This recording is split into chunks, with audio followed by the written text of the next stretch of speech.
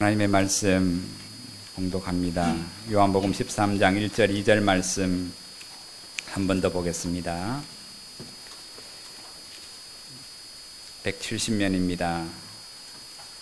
제가 대신 봉독하겠습니다. 6월절 전에 예수께서 자기가 세상을 떠나 아버지께로 돌아가실 때가 이른 줄 아시고 세상에 있는 자기 사람들을 사랑하시되 끝까지 사랑하시니라. 마귀가 벌써 시몬의 아들 가룟 유다의 마음에 예수를 팔려는 생각을 넣었더라. 아멘. 우리를 구원하시고 그 구원의 은혜를 찬송할 수 있는 특권을 주신 것 감사합니다. 찬양대 신앙의 고백처럼 이 한 주간을 사는 날 동안에도 그 크신 하나님의 사랑, 놀라운 하나님의 구원을 늘 찬송하며 살아가는 참으로 복된 인생들 되게 하시기를 원합니다. 우리를 인생으로 지으시고 이 땅에 부모로 자식으로 하나님이 만드셨습니다. 하나님의 창조의 섭리 가운데 우리가 어떤 자녀가 되어야 되며 어떤 믿음의 부모가 되어야 되는지 오늘 말씀을 통하여 깨닫게 하시고 참 믿음 좋은 부모가 믿음의 조상이 될 수 있도록 저들의 삶들을 축복하여 주시기를 원합니다. 감사하며 거룩하신 예수님 이름으로 기도드리옵나이다. 아멘. 제가 새벽에 깨달은 게 있는데요. 주일날 예배를 한번 빠져먹으면 15일 동안 자기 힘으로 살아갑니다. 그 말은 목숨 걸고 자기 힘으로 세상을 살아가는 겁니다. 무식한 사람이에요. 예배가 그래서 생명보다 더 귀한 거예요. 오늘 새벽에도 말씀을 드렸지만 요한복음의 진수는 모든 말씀이 한 구절 한 구절이 다 진수의 진리이지만은 우리가 그렇게 오랫동안 설교를 들었던 요한복음의 진수는 요한복음 14장, 15장, 16장, 17장이에요. 좀 좋은 성경은 빨간 글씨로 다 나와 있습니다. 예수님의 말씀, 예수님의 기도나 예수님의 설교는 빨간 글씨로 나와 있는데 요한복음의 대부분은 14장부터 17장까지 대부분 다 빨간 글씨예요. 주님이 다 마지막 십자가를 지시기 전에 쏟아놓으신 진리의 진수가 거기에 다 담겨져 있어요. 그런데 아십니까? 13장 말미에 주님이 그들의 발을 씻기시고 오늘 그들에게 섬김의 도를 딱 보여주시는 순간 가룟 유다는 그 진수를 듣지 못하고 밖으로 나가버립니다. 못 들어요. 14장, 15장, 16장, 17장 주님의 그 기도와 나는 길이요 진리요 생명이요 너희는 포도나무에 붙어있는 가지니 나를 떠나서는 아무것도 할 수 없다. 그러나 내가 너희를 끝까지 사랑할 거고 너희가 그 사랑을 받았으면 서로를 사랑함으로 새 계명을 지키는 자가 되라. 오늘 그 진리의 말씀 보혜사 성령이 너희를 오시면 오늘 너희의 연약함을 붙잡아 주실 것이고 하나님의 거룩한 자녀로 그 성령이 너희를 빚으실 것이라는 그 진리의 말씀을 가룟 유다는 지 욕심 따라 예수를 팔 작정으로 그 문을 열고 나가는 순간 14장 이하의 그 모든 말씀과는 아무 상관이 없는 말씀이 삶을 살게 됩니다. 말씀이 없으니까 예배가 없으니까 지 하고 싶은 대로 살아요. 지 정욕대로 살아요. 지금까지 주님을 잘 따라왔는데 결정적인 순간에 마귀에게 그 마음을 빼앗겨서 예수를 팔아버리려고 그 은30 때문에 그 진리의 말씀을 듣는 그 귀한 자리를 박차고 나가는 거예요. 내 힘으로 살겠다는 거예요. 결국은 스스로 목매달아 죽습니다. 예배를 드릴 때마다 말씀을 들을 때마다 그 은혜 안에서 제외된다는 것이 내 스스로 기어나간다는 것이 스스로 죽으러 나간다는 사실을 알아야 돼요. 수도 없이 드려지는 예배지만 많이 들었던 말씀이지만 그 말씀 안에 내 생명이 있다는 사실을 잊지 않으셔야 돼요. 또 있겠지. 천만의 말씀입니다. 오늘 말씀의 제목은 시몬의 아들 가룟 유다입니다.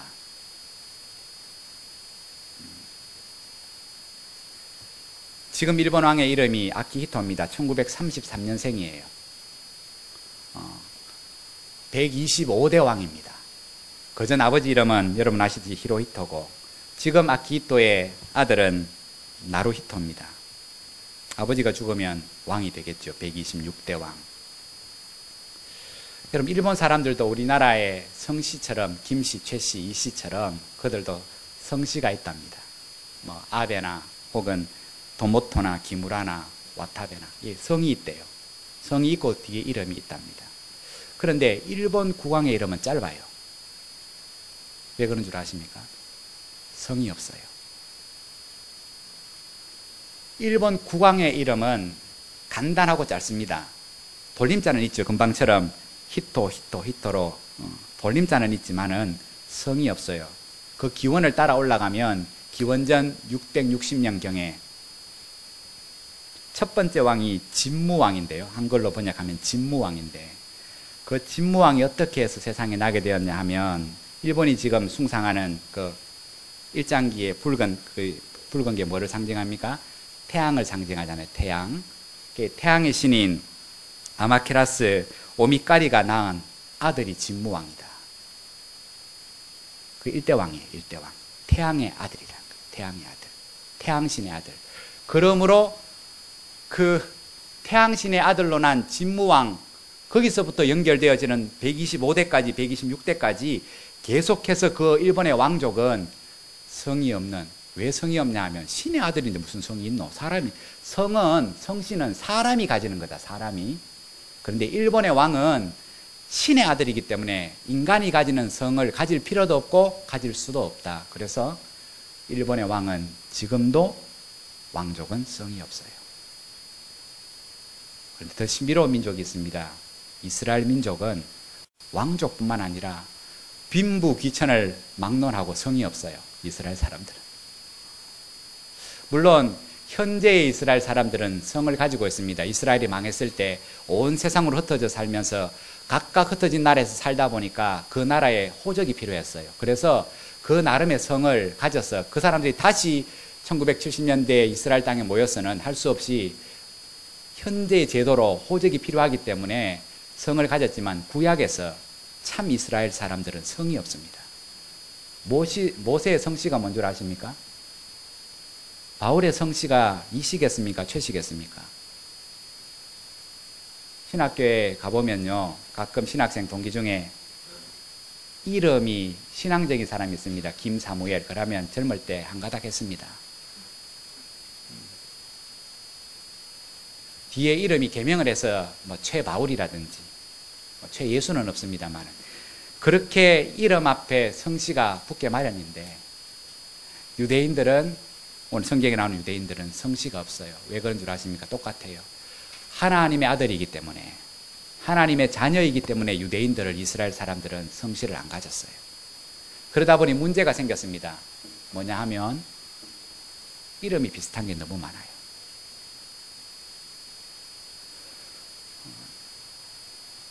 어느 나라나 자기 자식의 이름을 지을 때는 그 이름에 좋은 의미를 부여하면서 이름을 짓습니다. 그죠? 이런 아이가 되어라 라고 부모의 염원을 담아서 자기 자식의 이름을 할아버지가 짓든지 아버지가 짓든지 그렇게 짓습니다. 나쁘게 되라고 이름을 장명하는 사람은 아무도 없어요. 그러다 보니 이스라엘은 성이 없습니다. 근데 그 자식이 오늘 믿음의 많은 조상들처럼 잘 되기를 바라는 마음으로 이름을 짓다 보니까 옆집 사람도 비슷하게 이름을 짓는 거예요. 그러다 보니 이름이 똑같은 동명이인이 너무 많아져서 혼란스러워졌습니다. 그래서 그것을 구분 짓는 방법이 이스라엘 사람들, 유대인들에게는 크게 두 가지가 있었습니다. 한 가지는 그 사람이 태어난 곳, 고향, 사는 곳으로 구분해서 이름을 불렀습니다. 예를 들면 주님이 로마 군병들에게 채찍을 맞으시고 그 십자가를 지시고 그 골고다 언덕을 올라가시는데 너무 힘이 드셔서 쓰러지셨잖아요. 군병이 가만 보니까 이거 너무 지쳤어요. 그 무거운 십자가를 주님이 더 질 만큼의 기력이 없다는 사실을 발견한 로마 군병이 주위를 돌아봤습니다. 건장한 체격의 청년 한 명이 눈에 띄었습니다. 그 사람을 끌고 와서 대신 치라고 말씀했습니다. 그 청년의 이름이 구레네 시몬, 다른 말로 표현하면 구레나라는 지방 동네의 시몬이라는 뜻이에요. 그래서 그렇게 불렀습니다. 예수님 앞에 이름 앞에 붙는 하나의 공용어가 있습니다. 나사렛 예수. 예수님 당시에 예수라는 이름이 많았습니다.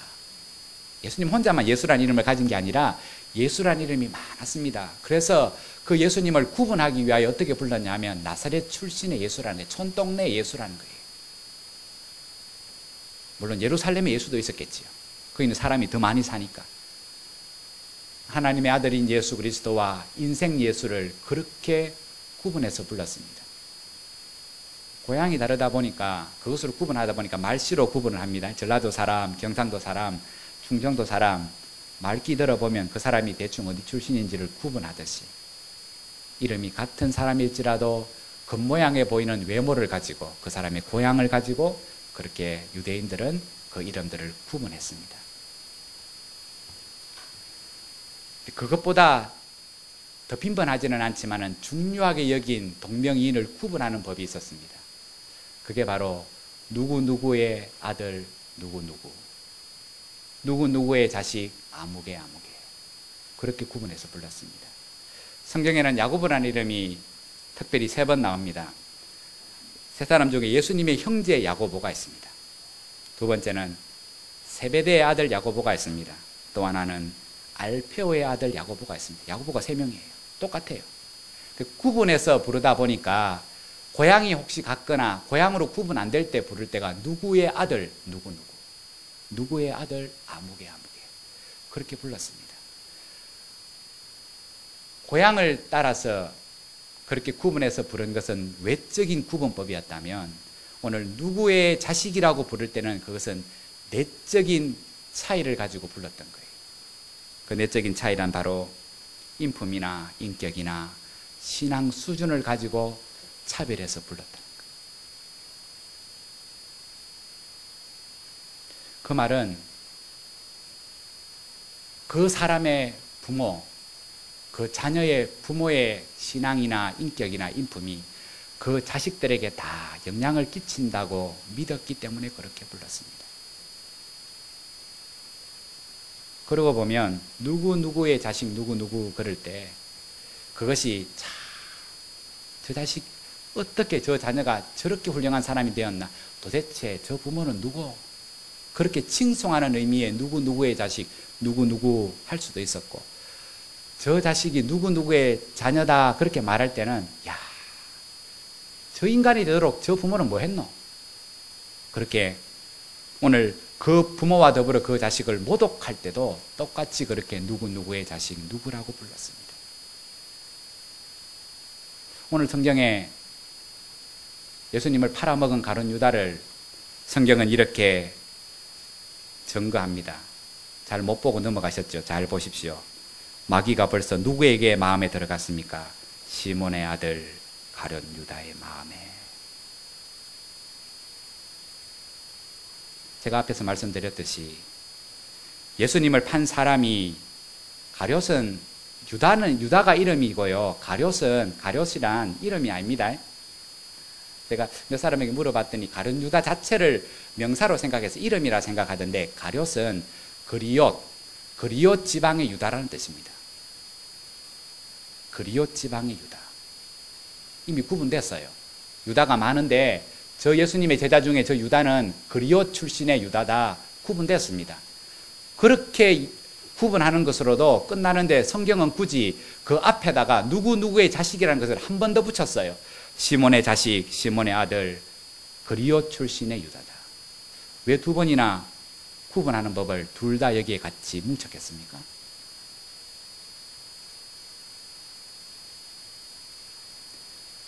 예수를 판 인생이 그리옷 출신의 유다다 하는 것으로도 사람들이 다 알아듣는데 왜 그 앞에 시몬의 아들 가룟 유다라고 그렇게 성경이 오늘 구체적으로 이 내용을 반복해서 적고 있겠습니까?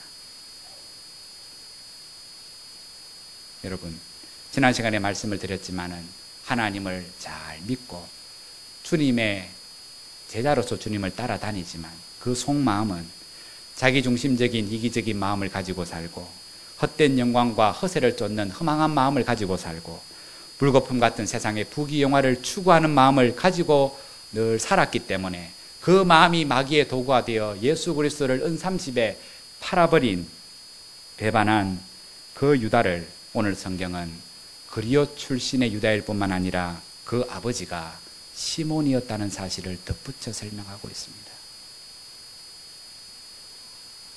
영광입니까? 부끄러운 일입니까? 지금 그 아버지를 칭송하고 있습니까? 모독하고 있습니까? 후자입니다. 후자. 가룟 유다의 아버지라는 게 절대로 자랑이 아니에요.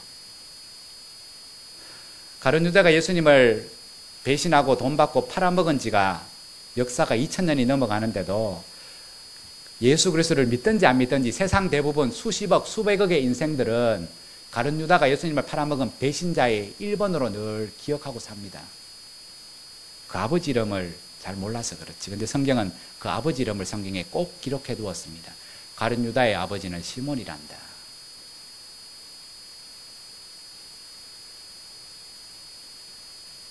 성경은 그 가룟 유다의 아버지 시몬이 직업이 뭔지, 이 당시에 살아있었는지 죽어있었는지에 대해서는 언급이 없습니다. 그러나 중요한 것은 오늘 본문에 마귀가 벌써 시몬의 아들 가룟 유다의 마음에 예수를 팔 생각을 넣었다는 이 짧은 본문을 통해서 아들인 가룟 유다에게 미친 아버지의 영향력, 그 시몬의 내적인 상태, 그 시몬의 인격과 인품과 신앙의 정도가 어느 정도인지를 우리는 추측할 수 있어요. 가룟 유다의 아버지 시몬의 인격은 자기 자식으로 하여금 진리이신 예수 그리스도를 은삼십에 팔아버릴 만큼, 그것을 그리낌없이 맞바꿀 만큼의 인격밖에 갖추고 있지 않았어요. 그 아버지는. 또한 시몬의 인품은 자기 아들로 하여금 스승으로 섬기던 그 예수 그리스도를 주저없이 배신할 정도의 인품밖에, 그 아버지 역시 그 정도의 인품밖에 가지고 있지 않았어요. 그의 아버지 시몬의 신앙의 수준 역시 자기 아들의 마음을 마귀의 도구로 전락시켜버리는 수준의 신앙밖에 갖고 있지 않았어요. 그래서 예수님을 팔아넘긴 자는 그냥 가룟 유다가 아니라 오늘 성경은 그는 시몬의 아들 가룟 유다였다고 기록하고 있습니다. 그 시몬에게서 태어나고 그 시몬에게서 배우고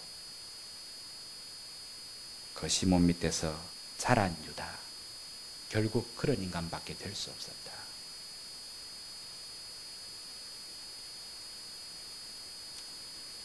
성경은 암울한 이야기만 그렇게 기록하고 있지 않습니다. 반대의 상황도 성경은 우리에게 보여줍니다.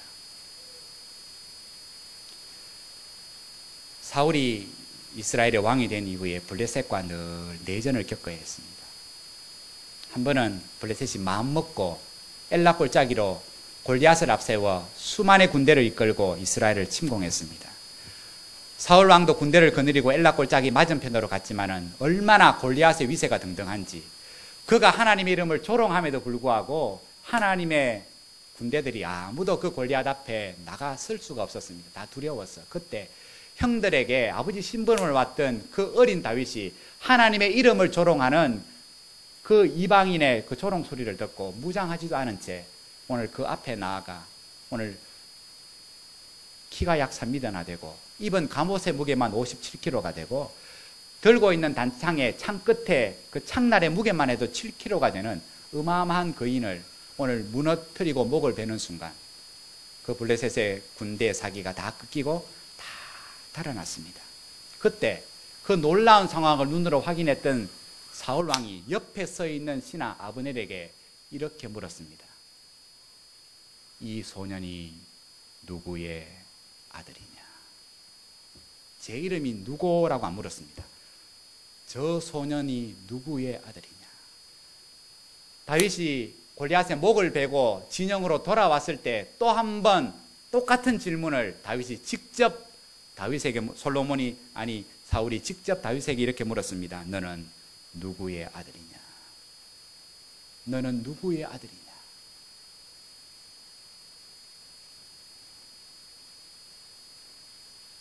얼마나 위대한 부모이기에 너처럼 위대한 일을 하는 자식을 낳을 수 있었느냐? 그때 그 사울왕의 질문 앞에 어린 다윗이 이렇게 답을 했습니다. 왕이여, 나는 베들레헴 사람 이새의 아들입니다. 나는 다윗입니다. 내가 이 일을 한 일은 내 이름이 다윗입니다. 왕이여 내 이름을 기억하십시오가 아니라 거기에 다윗이라는 이름은 한마디도 거명이 안 됩니다. 왕이여 나는 베들레헴 사람 이새의 아들입니다. 그 짧은 답안에는 많은 의미가 내포되어 있습니다. 왕이여 나는 이새라는 이름을 가진 아버지에게서 태어난 사람입니다. 그 아버지의 인격, 그 아버지의 용기를 내가 이어받지 않았더라면, 특별히 하나님을 향한 아버지의 신앙을 내가 잘 이어받지 않았더라면 절대로 골리앗을 이길 수 없었을 겁니다. 나는 베들레헴 출신의 이새의 아들입니다.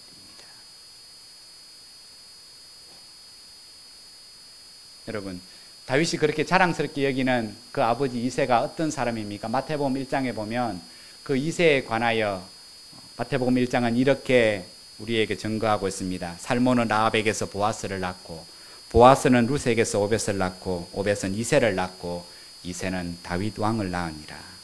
한마디로 말하면 다윗의 아버지 이새는 라합의 정손자고, 룻의 손자고, 오벳의 아들입니다. 라합이 어떤 여인입니까? 이스라엘 백성이 출애굽에서 가나안 땅에 들어갈 때 그들이 가나안 땅에 정착할 수 있도록 자기 생명을 걸고 정찰꾼들을 숨겨주었던 숨은 공로자입니다. 룻이 어떤 사람입니까? 이방 여인이지만은 시부모의 그 신앙을 쫓아 여호와를 경외하는 믿음을 가지기 위하여 고향 땅을 버리고 그 시부모를 섬겼던 신앙의 절개가 있는 여인입니다. 오벳이라는 뜻은 일평생 경건하게 하나님을 섬긴다는 뜻입니다. 이새의 아버지가 그런 삶을 살았어요. 여러분, 다윗이 그토록 왕 앞에서 자랑스럽게 고백하던 그 아버지 이새, 자기 아들 다윗을 그처럼 위대한 믿음의 사람으로 만든 그 이새는 혼자서 이새가 된 게 아니에요. 혼자서 이새가 된 게 아니라 그 정주 할머니 라합의 굳건한 신앙 위에 할머니 룻의 하나님을 향한 일편단심과 그 아버지의 하나님을 잘 섬기는 그 신앙이 하나로 되어져서 이새가 된 거예요. 이새가 된 거예요. 그 아버지 밑에서 누가 배우고 자랐냐 하면 다윗이 배우고 자란 거예요. 우리가 생각하기에 그러지 않는 경우도 많지요. 성경에 보면 아버지는 좋은 선한 왕인데 자식은 개떡 같은 자식이 있기도 합니다. 아버지는 개떡 같은 자식인데, 부모인데 그 자식이 정말 하나님을 잘 섬기는 경우가 역사서에 보면 잘 나오기도 합니다. 물론 그럴 수도 있습니다. 성경은 우리에게 그것이 일상이라고 가르치지 않습니다. 내가 개떡같이 사는데 내 자식은 믿음으로 잘 살 거다, 그런 일은 없는 거예요. 내가 주의를 거룩하게 안 지키는데 내 자식은 하나님 앞에 복을 받고 살 거다, 이거 운이 좋으면 그럴 수 있겠지요. 진리 안에서는 그러지 못해요.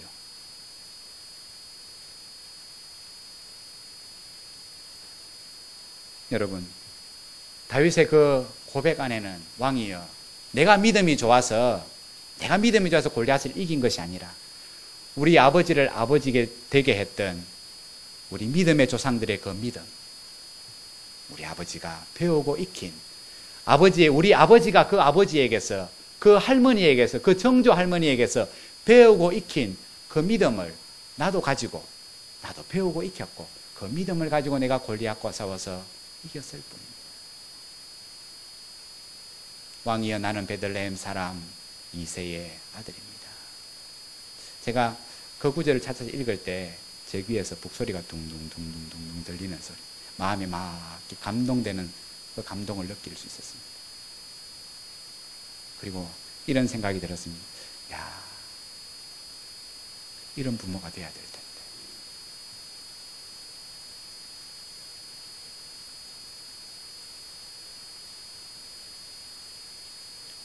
지금 다윗은 어리지만 사울왕 앞에서 자기 아버지를 자랑스럽게 고백합니다.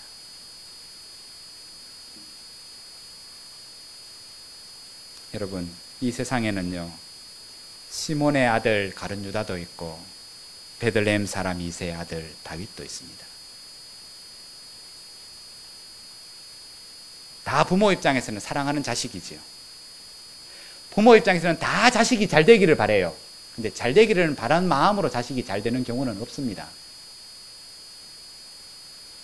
내가 믿음으로 안 사는데, 내가 말씀대로 안 사는데, 내가 예배를 생명같이 안 여기는데 때가 되면 내 자식이 그렇게 잘 하나님을 섬기고 잘 살 거다. 요행을 바라는 겁니다. 차라리 로또 복권 1등 당첨되는 것을 바라는 게 더 쉽습니다. 여러분, 이 세상에 아이가 태어나면 가장 먼저 대면하는 존재가 부모입니다. 인생의 대부분을 결혼하기 위해서 집을 떠나기 전에서 처음 접하는 인생의 선생이기도 하고 처음으로 속하게 되는 새로운 환경이기도 합니다. 부모의 영향력, 그 인격과 인품과 신앙을 다 배우기 마련입니다.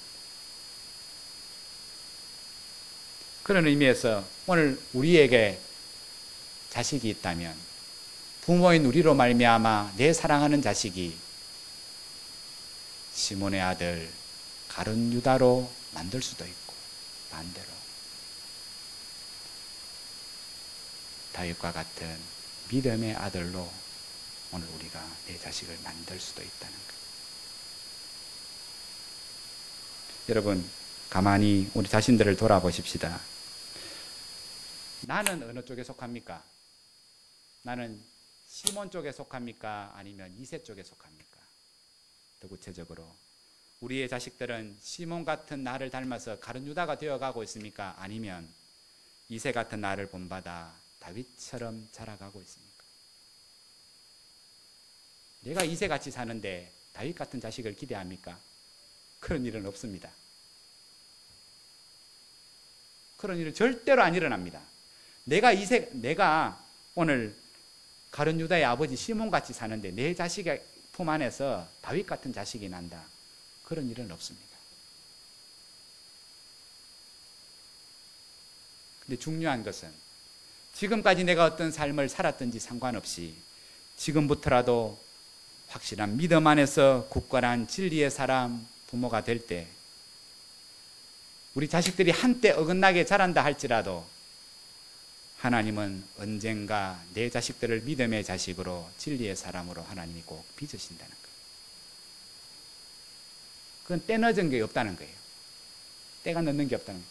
여러분, 저는 아직 자녀가 어립니다만은 자녀 기르는 데 대해서 장담할 수가 없는 거지요.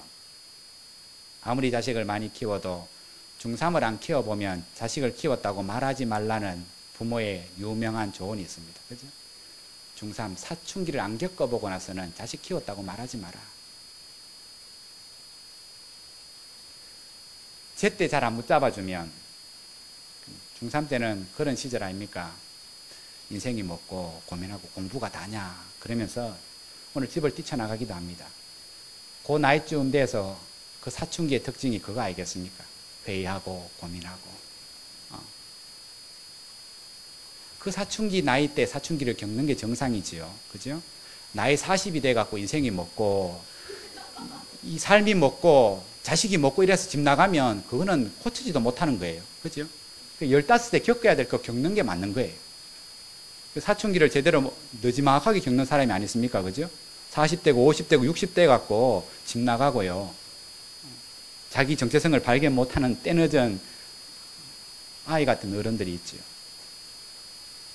인생사는 너무 늦으면 돌이킬 수 없는, 회복될 수 없는 결과들이 너무너무 많습니다. 그러나 믿음 안에서는 절대로 그렇지 않습니다.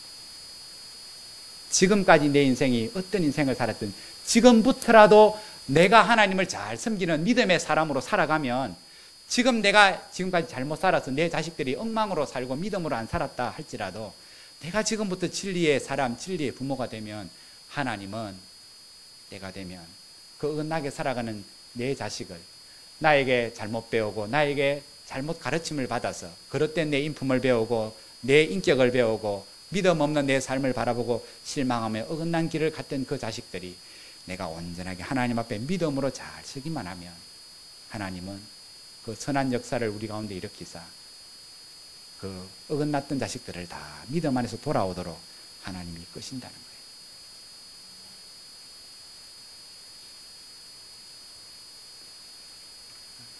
지난 토요일 그 일간지 사회면에 가슴 아픈 사연을 읽고 마음이 답답한 적이 있었습니다. 그 내용인즉 녹내장을 앓고 있는 57살의 시각장애 4급인 그 남자분이 딸의 상견례를 앞두고서 스스로 목숨을 끊은 그 사건의 내용이었습니다. 그 20년 전에 아내를 사별하고 그 두 남매를 아버지가 잘 키웠어요. 첫째 아들이 33살이고 둘째가 딸이 30인가 그렇습니다.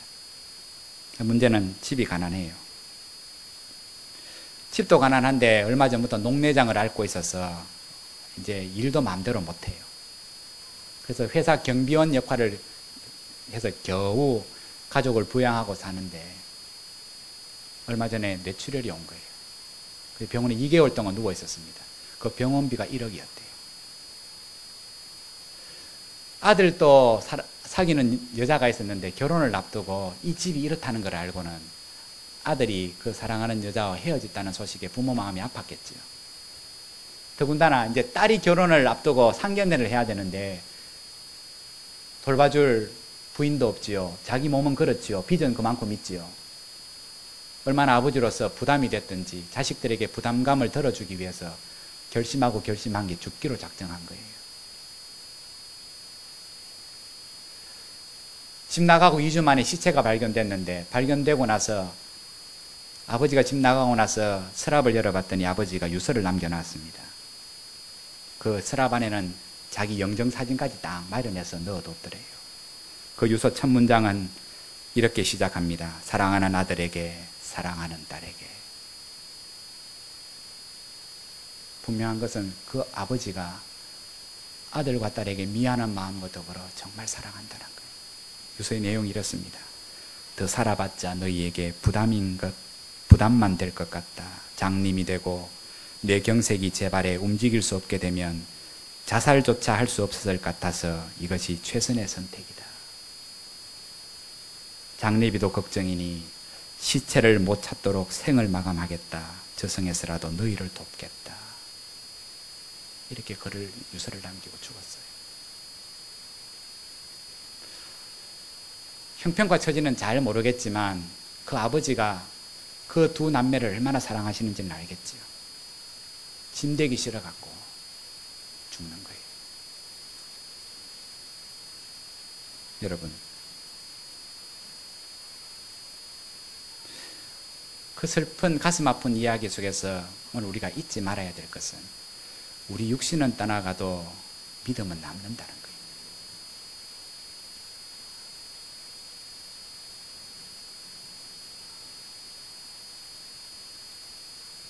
그 두 남매가 자라면서 그 아버지가 그들을 잘 먹이고 입히고 교육시키지는 못했지만 잘못된 선택이지만은 죽으면서까지 자기들을 그렇게 부담 주기 싫어서 그 죽음을 택했다는 것에 대해서 그 아버지의 사랑을 절절히 깨닫고 살겠죠. 그 사랑은 남는 거예요.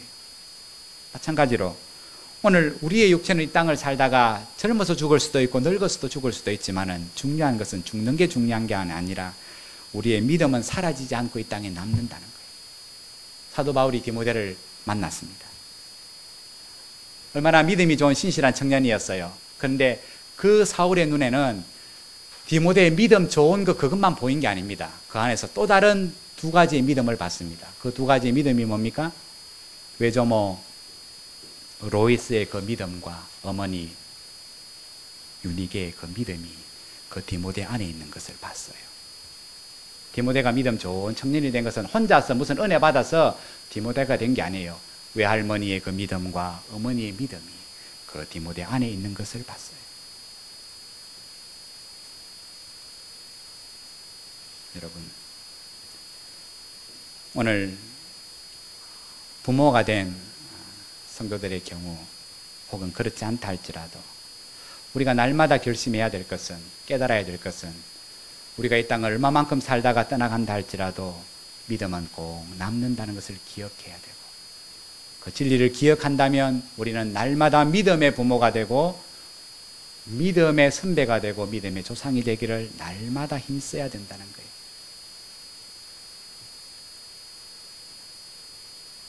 지금까지 우리의 삶이 어리석게도 시몬 같은 삶을 살았을지라도 지금부터라도 하나님과 동행하는 믿음의 조상 이새가 될 것을 날마다 작심해야 되는 거예요. 여러분, 우리가 이새가 되면 내 자식은 절대로 가룟 유다가 안 됩니다.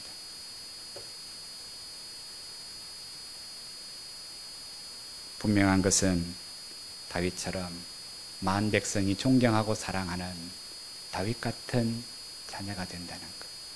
오늘 하나님이 그렇게 우리에게 말씀합니다.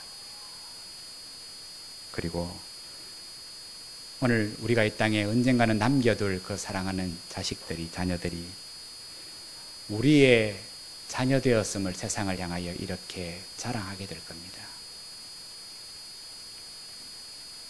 나는 베들레헴 사람 이새의 아들입니다. 나는 베들레헴 사람 이새의 아들입니다. 비록 여러분 아시듯이 이새는 촌동네에 이름 없는 필부예요. 배운 것도 없고 가진 것도 없고 그 자식들을 좋은 교육을 시키지도 못한 그냥 그렇고 그런 평범한 사람. 그러나 성경은 그 이새가 그저 평범한 사람이 아니라 위대한 다윗 왕의 아버지임을 족보에 분명히 기록합니다. 나는 어떤 사람입니까? 이새 같은 가룟 유다의 시몬 같은 가룟 유다의 아버지입니까? 아니면 베들레헴 사람 다윗의 아버지 이새 같은 사람입니까? 오늘 내가 누구인지, 어떤 부모가 되어야 하고 어떤 자녀로 살아야 하는지를 날마다 말씀 안에서 듣지 아니하면 내가 그렇게 바라는 내 자녀, 내 가정의 행복은 절대로 주어지지 않습니다. 미련하게 보이고 덜이 보여도 오늘 진리 안에서 살아갈 때만이 하나님의 그 복이, 천대까지 복을 주시겠다는 그 하나님의 은총의 복이 우리 자식들 가운데 이어진다는 사실. 더딘 것 같지만은 절대로 더디지 아니하고 이루어지지 않을 것 같지만은 분명히 이루어진다는 사실을 함께 깨달으시고, 부끄럽지 않는 믿음의 부모로서, 믿음의 선배로서 아름다운 삶을 날마다 정리하고 정돈하며 살아가시는 성도들 되시기를 주의 이름으로 축복합니다.